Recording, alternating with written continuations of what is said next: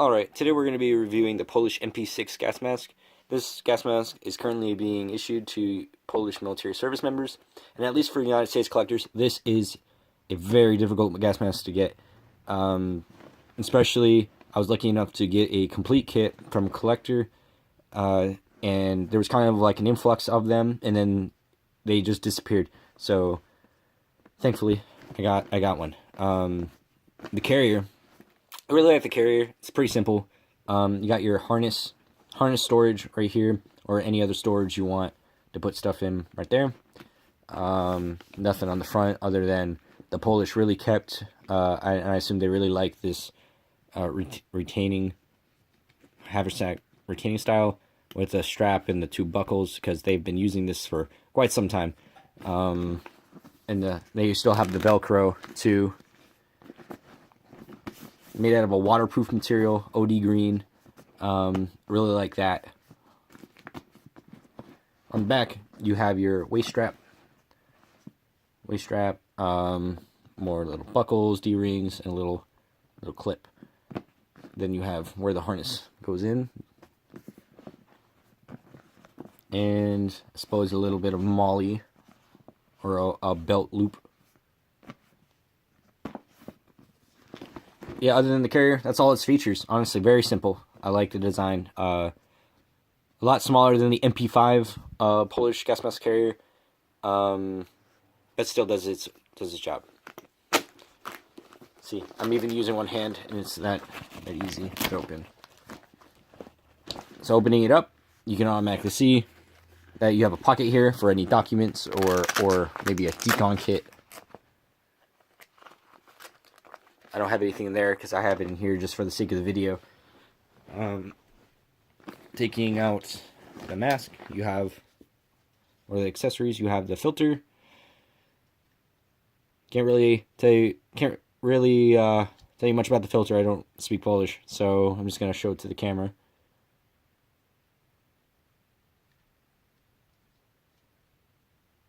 Filter expired in 2016, manufactured in 2011 by Maskpol, Poland.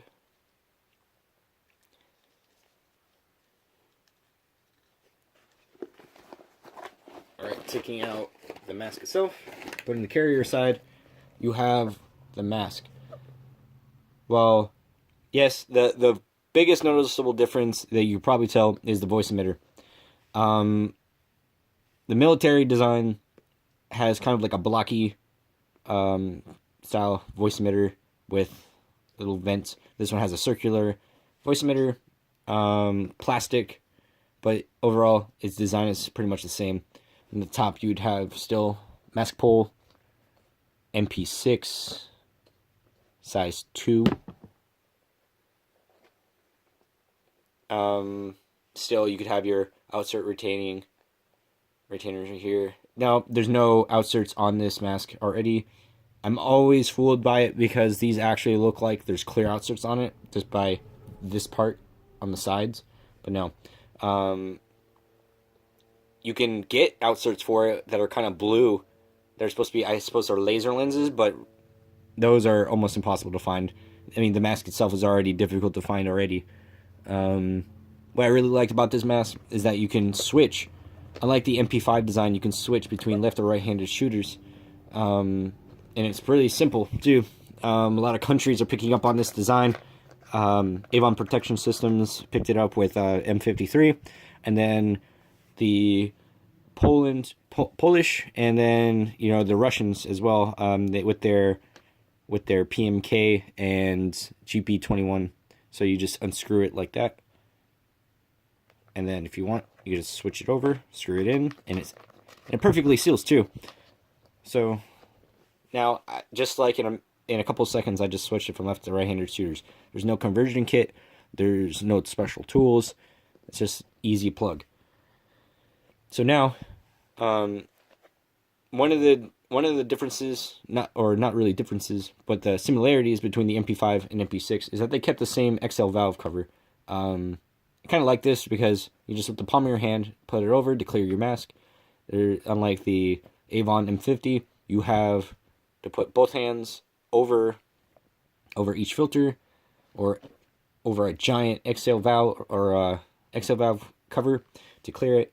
With this, you just press this, cuff your hands, clear it.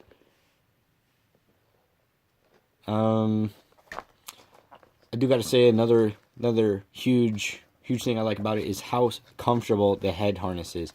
This is a skull cap head harness, so automatically I fell in love with it. I love skull cap head harnesses, but more importantly, that this is a very spongy material, very elastic, very soft head harness that actually spans the entire the back of your head.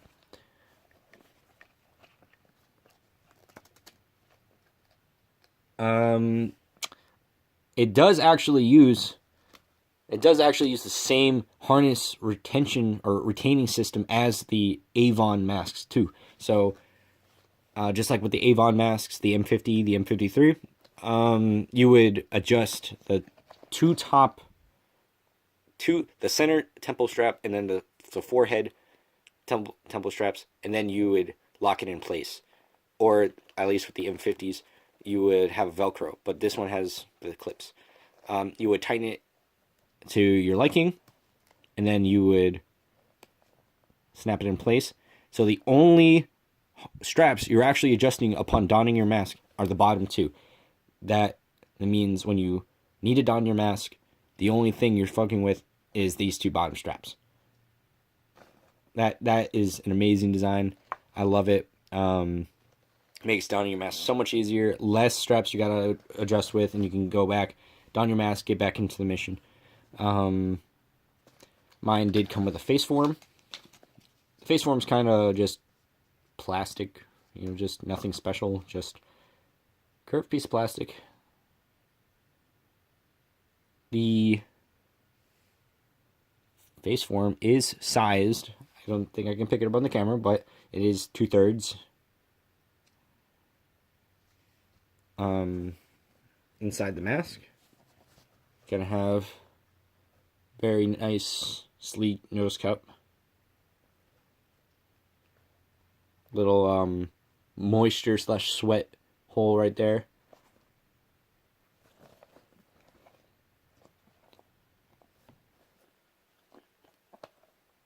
There's not really a lot of history behind this mask, considering that it's pretty much current issue. So I'm just gonna showcase it to the camera, and then I'm gonna get on to the other parts that came with the kit, because I did get some pamphlets with it. So here's the front.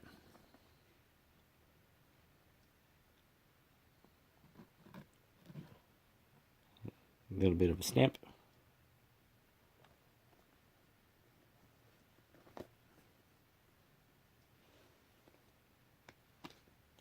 Cover. Top of the mask.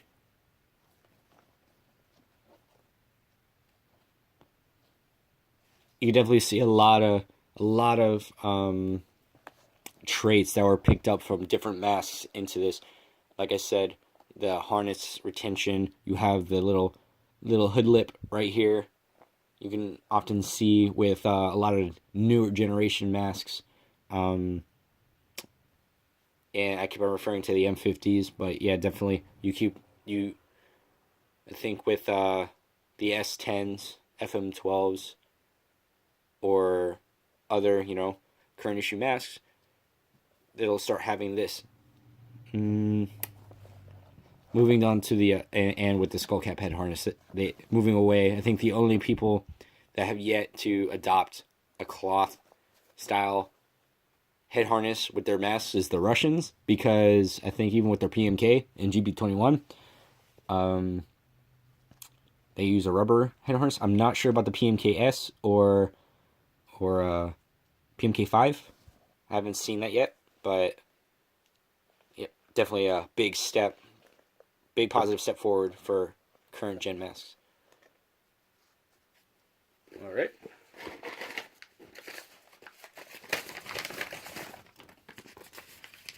Can't really, like I said, can't read Polish, but I'm going to put it here. For anybody who can understand it, you can definitely pause the video and read it. So technically, this mask isn't really, I suppose, called an MP-6. It's called a Maska MT212 CL3. Mine's manufactured in 2012.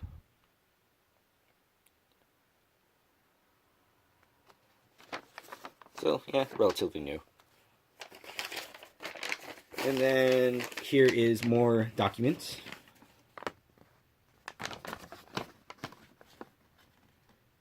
Here's half the paper. Like I said, you can pause the video and do what you want with it. Then here's the other half. You have a nice little picture there of the mask itself. Looks like, this picture actually looks like it was kind of copy-pasted into the document.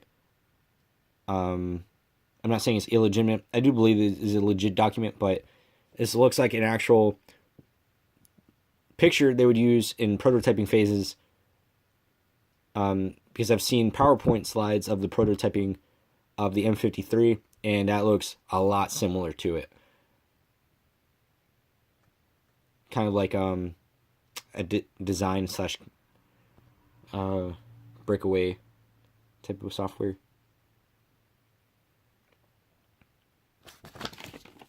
And on the back.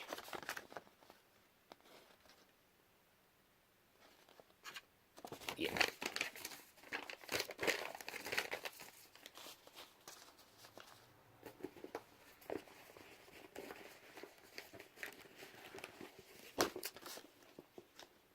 So, yep, that's pretty much it for the MP-6 or the MT212 CL3 mask.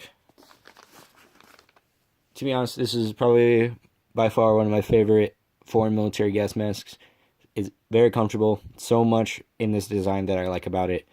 And this isn't even the end for the Polish military developing their masks. They're actually developing a mask. It's panoramic, just like our masks in the U.S. military. So if you thought this mask was great, like I do, then it gets even better. They're developing a mask similar to the M53.